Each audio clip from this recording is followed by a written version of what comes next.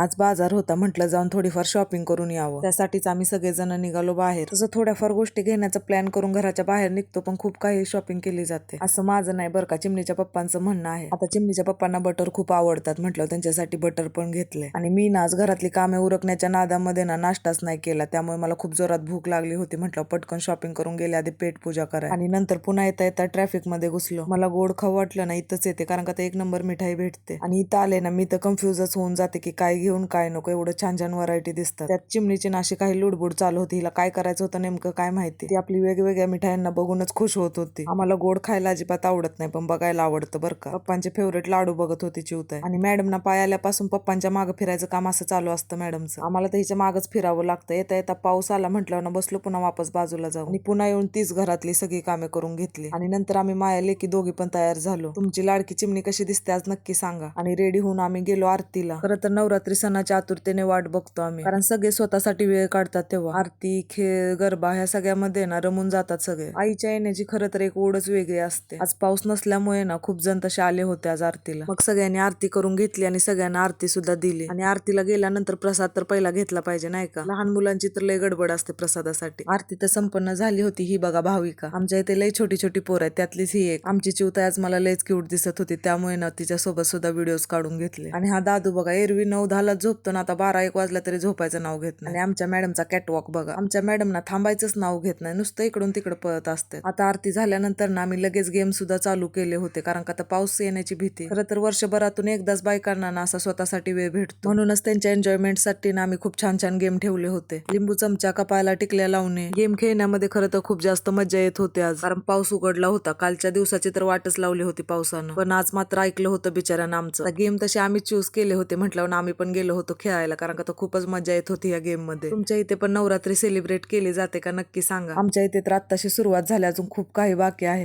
आणि आज कालच्या पेक्षा ना बऱ्यापैकी पब्लिक आलेली होती पाऊस उघडल्यामुळे, त्यामुळे गरबा चालू केला होता. आता हळूहळू पाऊस नाही आला ना तर खूप जास्त पब्लिक सुद्धा वाढेल. मी सुद्धा ना खूप जास्त एन्जॉय केला गरबा. तसा मागच्या वेळी मला काही जास्त खेळता नाही आला, कारण का चिमणी 2 महिन्याचीच होती आणि त्यात माझं सी सेक्शन. मागच्या वर्षीची सगळी कसर काढणार ह्या वर्षी.